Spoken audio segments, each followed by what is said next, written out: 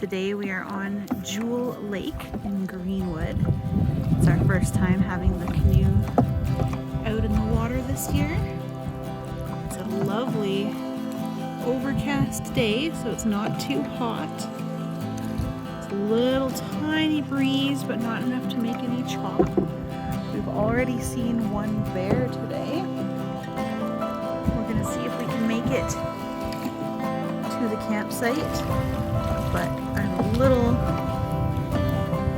concerned that the wind might pick up, because it does seem to be getting a bit stronger. I don't want to be on the water wishing we were on the land, but we'll see where we go and how it goes.